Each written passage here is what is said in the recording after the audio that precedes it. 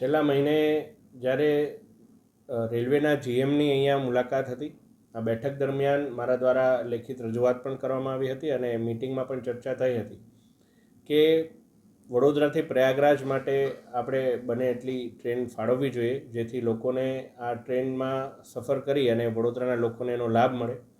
તેના જ ભાગરૂપે 17 ફેબ્રુઆરીના રોજ વિશ્વામિત્રી રેલવે સ્ટેશનથી ઉપડતી આપણે પ્રયાગરાજ એક ટ્રેન જવાની છે અને બલિયા સુધી આ ટ્રેન જવાની છે. ત્યારે મને એવા પણ સમાચાર મળ્યા છે કે આ ટ્રેનના અત્યારે બુકિંગ પણ ખૂબ જ અંતિમ તબક્કા સુધી પહોંચી ગયા છે, એટલું બધું ડિમાન્ડ છે. એટલે આજે જ સવારે એક બીજો પત્ર વ્યવહાર રેલવે વિભાગ અને માન્ય રેલવે મંત્રીશ્રીને મેં કર્યો છે કે હજુ એક ટ્રેન પ્રયાગરાજ માટેની ફાળવવામાં આવે અને ફેબ્રુઆરીના અંતિમ દિવસોમાં જો આ ફાળવવામાં આવે તો મહાશિવરાત્રિનો પણ લાભ આપણા તમામ વડોદરા નગરજનોને મળી શકે. એ બાબતે પણ પ્રયત્ન શરૂ કર્યા છે અને હાલ પૂરતું અત્યારે જ આ એક ટ્રેન ફાળવવામાં આવી છે. આ માનનીય વડાપ્રધાન શ્રીમાન નરેન્દ્રભાઈ મોદીજી, આપણા રેલવે મંત્રી શ્રીમાન અશ્વિની વૈષ્ણવજી, આ તમામ મહાનુભાવોના વડોદરા વતી હું ખૂબ ખૂબ આભાર માનું છું કે વડોદરાની જનતાને, વડોદરાની આ સનાતન પ્રેમી જનતાને આ રેલવે મુસાફરીની એક તક ફાળવવા બદલ એ સૌને હું ખૂબ ખૂબ આભાર વ્યક્ત કરું છું. જે રીતે આ ટ્રેન ફાળવવામાં આવી રહી છે, પણ ઘણા લોકો હજુ પણ મૂંઝવણમાં છે, કારણ કે ત્યાં બહુ જ પબ્લિક છે.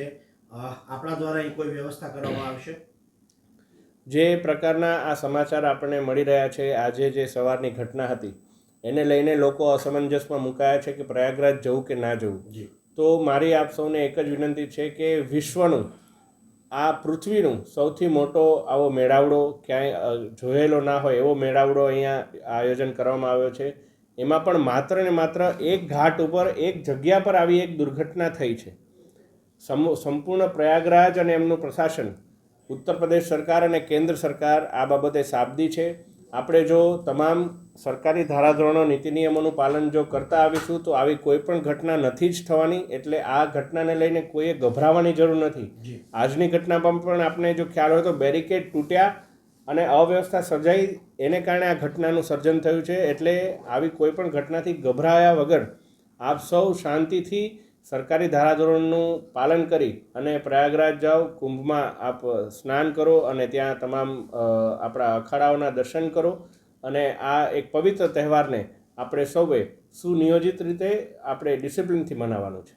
હેમાંગભાઈ, જે રીતે અત્યારે વિશેષ ટ્રેન દોડાવવાની જે આપણી રજૂઆત હતી ને તેને માન્ય રાખવામાં આવી, એ રીતે જે વોલ્વો છે હજુ રીતે અમદાવાદથી અત્યારે જઈ રહી છે, તે એવી કઈ વ્યવસ્થા થઈ છે? કારણ કે ખૂબ જ લોકોને જવા ઈચ્છુક છે પરંતુ તેમને વ્યવસ્થા નથી મળતી. આપણા ગુજરાત સરકારના મૃદુ તથા મક્કમ મુખ્યમંત્રી શ્રીમાન ભૂપેન્દ્રભાઈ પટેલજી અને વાહન વ્યવહારના મંત્રી આદરણીય હર્ષભાઈ સંઘવીજી દ્વારા જે અમદાવાદથી વોલ્વો દોડાવવામાં આવી, ત્યારબાદ વડોદરાના સાંસદ અને તમામ ધારાસભ્યશ્રીઓ સાથે મળી અને અમે ગુજરાત સરકારે વિનંતી કરી છે કે આવી કોઈ વ્યવસ્થા જો શક્ય હોય તો વડોદરા માટે પણ કરવામાં આવે અને એને લઈ અને અત્યારે એસટી વિભાગ છે એનું અવમૂલન કરી રહ્યું છે.